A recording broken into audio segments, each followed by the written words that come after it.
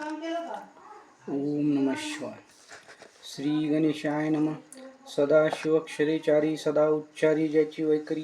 जो नित्य शिवार्चन करी तो उद्धरी बहुत जीवा बहुत प्रायश्चित्तांचे निर्धार शास्त्र ते करीती विचार परी जे शिवनामे शुद्ध साचार कासया इतर साधने द्या नामाचा महिमा परमाद्भुत त्यावर प्रदोषोत्त आचरत त्याशी सर्व सिद्धी प्राप्त होत सत्य सत्य त्रेवाचा तृष्टी पृष्टी द्वितीय आयुष्यवर्धन संतती संपत्ती विज्ञान पाहिजे ती प्रदोषवर्त पूर्ण यथा सांग करावे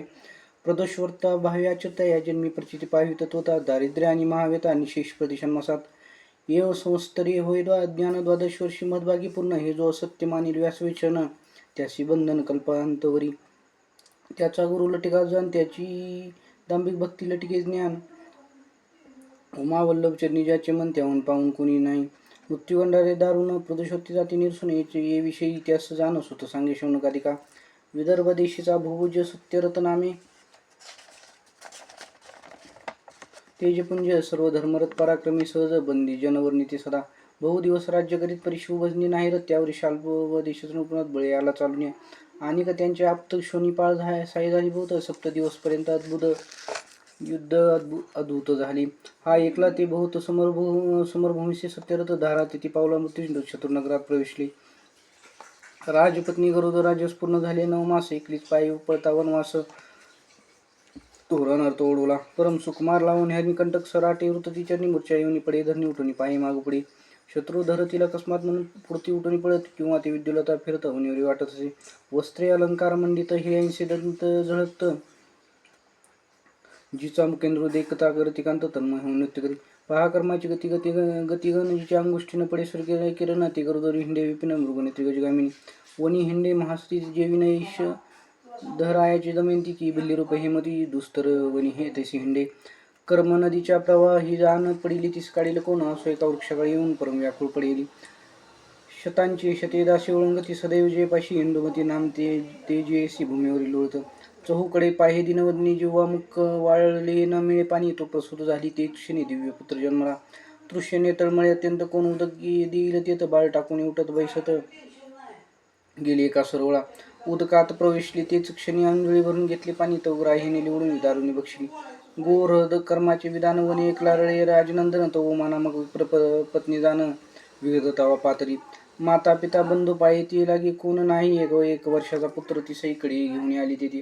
तो नाही केले नाल छेदन ऐसे बाळ उमादे कोण म्हणे आहार ऐसे पुत्र रत्न कोणी टाकले दुस्तरवणी कोण म्हणे कोण जाते कोण वर मम्मी केश नेऊ उचलून जावे जरी टाकून उरक व्याघ्र बक्षतील की स्तनी दाटून फुटला पाना नेत्री डाळीत अशुजुना बाळ पुढे घेऊन येतील ना मुख कमळी स्तन लावी सौशे समुद्री पडली वेल्लाळ म्हणे नेऊ की नको बाळ तवतो कृपाय पळी पेंदोडे ती रुपी धरून पातला उमे लागी म्हणे त्रिपळे बाळणी निसंशय न धरी महत भागे तुझे सुंदरी सुते राजपुत्र तू सापडला कोणाशी न सांगे मात समान पाळे दोघी सुत बनंगाचे परिसोय पापते त्याचे तू झाली अकस्मात निधी जोडती चिंतामध्ये पुढे येऊन पडत की मृतांच्या मुखात पडे अमृत पुरवदत्ते ऐसे बोलून त्रिपुरारी गुप्त झाला ते अवसरी मग दोघे पुत्र घेऊन येणारी देशग्रामांतरी हिंडत पुत्राचे नाव शुचिव्रत राजपुत्राचे नाव ठेवले धर्मगुप्त घरोघरी भिक्षा मागत कडे खांदी घेऊन ये लोक पुसता उमा सांगत माझे पोटीचे दोघे सुत ऐसे हिंडत एक चक्र नगरापातली घरोघरी भिक्षा मागत शिवाले देखील अकस्मात आज दाटले बहुत शांडिली त्यात मुख्य ऋषी शिवाराधना करीती विधियुक्त तो आली शिवारात एक क्षण एक पूजा विलोकित तो शांडिल ऋषी बोलिला हा कर्म कैसे गण राजपुत्र हिंडे दिन होऊन कैसे विचित्र प्रार्थना उमा वचन ऐकती झाली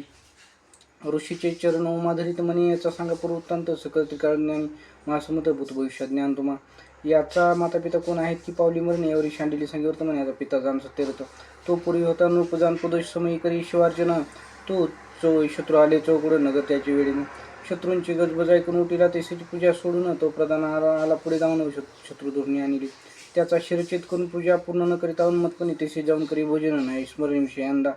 त्याकरिता या जाण सत्यरथ अल्पायुष्य होऊन अल्पायात गेला मरून म्हणून पूजन न सोडावे याचा मातीने सहज मारली ती जळी विवशी झाली पूर्व वैरे ओढून नेले क्रोधे बक्षली विदारुणी हा राजपुत्र धर्मगुप्त याने काहीच केले नाही आयुष्यवर्त म्हणून या माता पिता इथं अरण्यात पडेला याकरिता प्रदोषकाळी अव्यग्र पूजा व इंद्रमुळी पूजन सांडोनी कदाकाळी सर्व थाईन न उठावे भवानी बैसुनी करासना प्रदोषकाळी पुढे नृत्य करीत वाग्देवी विना वाजवित विनोदपूर्वत वाजवित असे अंबुज संभवताल सावरी भार्गवी गातशी मधुस्वर स्वरी मृदंग वाजी मधुकैटबारे नृत्य पाहुणे यक्षपती विश्व प्राणमित हस्त जोडून उभाग समोर यक्षगण गंधर्व किन्न सुरासुर उभे असती. ऐसा प्रदोष काळीचा महिमा अगोचर माग मग काय बोली उमा मम पुत्र दरिद्री कादर तुझ्या पुत्रे पतिग्र बहुत पूर्वी केले दुष्ट मी दान केले नायकींचे शिवाचरण करी साधा कदा पराग्नी जीवा दग्ध यथार्थ दुष्टपती दग्ध हस्त स्त्रियाभिलाषी नेत्र दग्ध होतं मंत्रास सामर्थ्य मगेंचे मग उमेने पुत्र दोन्ही घातले ऋषीचरणी त्याने पंचाक्षर मंत्र उपदेशन प्रदोष उपदेशले पक्ष प्रदोषण प्रदोष महिमा वर्णिला अतिविशेष निराहार असावे त्रयोदशीचं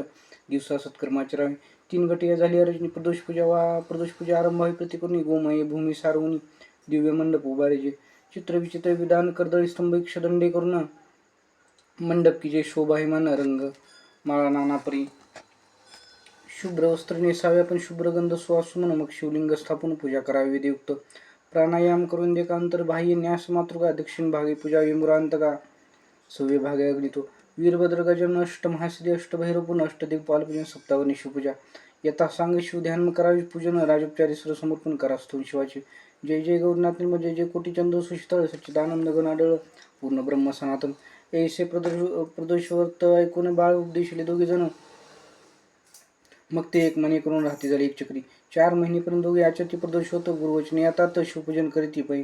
शिवपूजा न द्यावी सर्वता न द्यावी पसात शतब्रह्मत्याची पाप मला होई सांगत अशा डेली सर्व पापावनी पाप थोर शिवपूजेचा पार असो ते दोघे किशोर सदा साध शुभजनी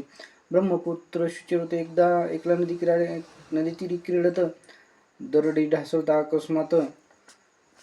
द्रव्यगट सापला घराशी आला घेऊन माता संतोषले देखून म्हणे प्रदोष होताचा महिमा जाणं ऐश्वर्य चढत चालली राजपुत्रास म्हणे ते समय अर्धदर विभाग घेई इरुमणी सहसाई विभाग न घे अग्रजा या उनीतील धनामचेच आहे समून असो ते दोघे शिवध्यान शिवस्मरण न विसरते कदाई यावर एकदा दोघे जण गेले वन विहार लागून तो गंधर्व कन्या येऊन क्रीडता दृष्टी देखील दोघे पाती दुरून परम सुंदर लावणी खाणी शुचिरवत म्हणे राजपुत्र